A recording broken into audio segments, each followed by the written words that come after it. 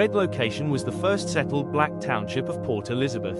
It derives its name from a series of corrugated iron barrack buildings, which have rusted to a deep red color. These were part of a Boer concentration camp in Uitenhage and were moved in 1900 to Red Location, where the first black urban families settled. It became a site of struggle during the years of apartheid. Many prominent political and cultural leaders were either born or lived in Red Location. In 1998, the architects won the competition for the Red Location Cultural Precinct project, giving space to a surprising public complex comprising an apartheid museum, now known as the Museum of Struggle, an art gallery, library and new homes, all on a very low budget and with great civil respect. Though the condition of the policies were progressive, it was accompanied by a reality for the designers, highlighting in 1998 that 65% of the South African population lived in informal self-built slums, not to mention with limited resources. 90% of this population knew nothing of museums or public buildings, having been denied access up to 1994. The prequel was for the designers to see the city in all the different forms of spatialization in which the contemporary urban city is expressed, aware of the fact that the territory cannot choose circumstances, but can engage with heritage and memory.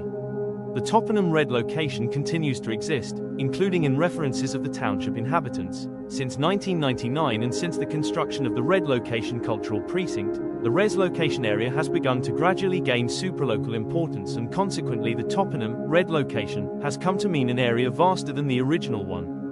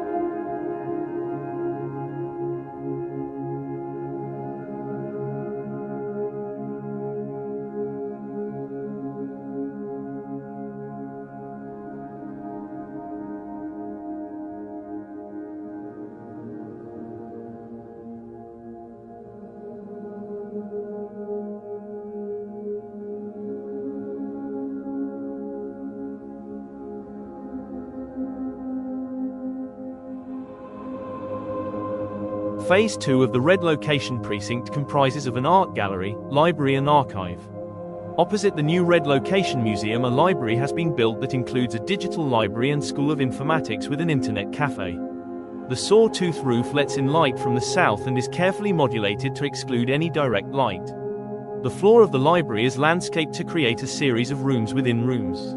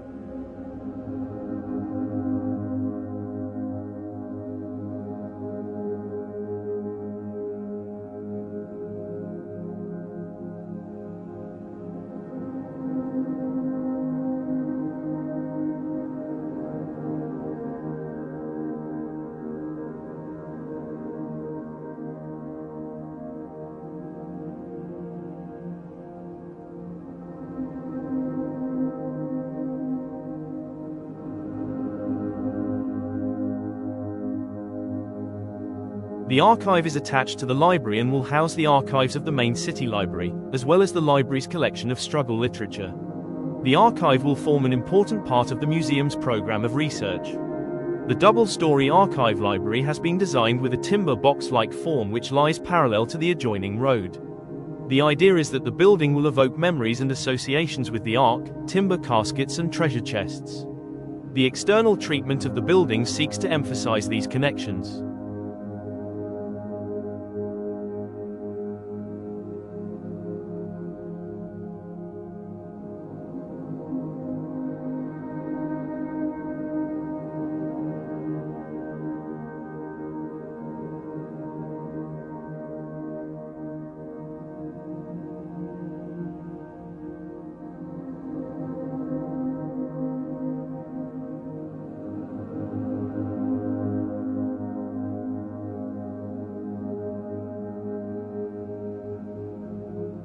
Phase 2 of the Red Location Precinct comprises of an art gallery, library, and archive.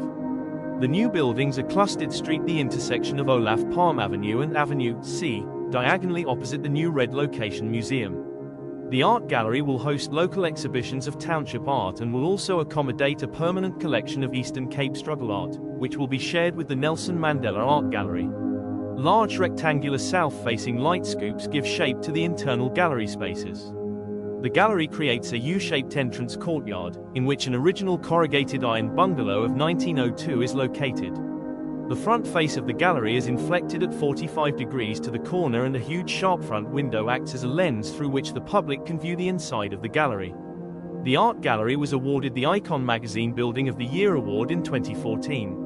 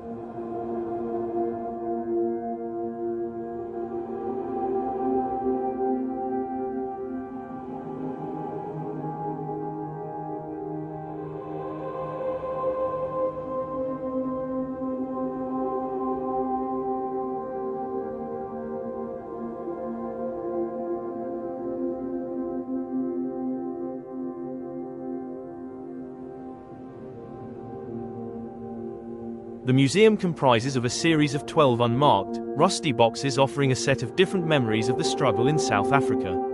The boxes are housed in the main exhibition space and are each 6 by 6 meters and 12 meters high.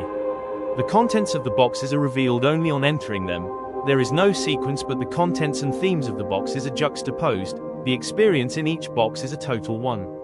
The spaces between the boxes are spaces of reflection, what Huisson calls the twilight of memory. The museum also comprises of an auditorium, library, art gallery, offices, a memorial space to commemorate the local heroes of the struggle, and an adjoining tomb where Raymond Vlaber and Govan Mbeki, national heroes, are buried. Red Location offers the opportunity to draw together the strands of the struggle that has marked the attempts by different groups in South Africa to free themselves. It is ironic that red location activists should occupy the same sets of spaces that their so-called enemy, the Boers, occupied as spaces of imprisonment of their women and children in the concentration camps of the Boer War. South Africa is a country with a tumultuous history marked by the striving of various groups to be free. The lesson of the museum is that freedom should never come at the expense of any other group of people. The Red Location Museum of the People's Struggle was awarded an Eastern Cape Award of Merit, a National Award of Merit and an Award of Excellence by the South African Institute of Architects in 2009. The museum was awarded the inaugural Lubitkin Prize and an International Award by RIBA in 2007, a World Leadership Prize in 2007 and a Dedalo Minos Prize in Italy in 2007.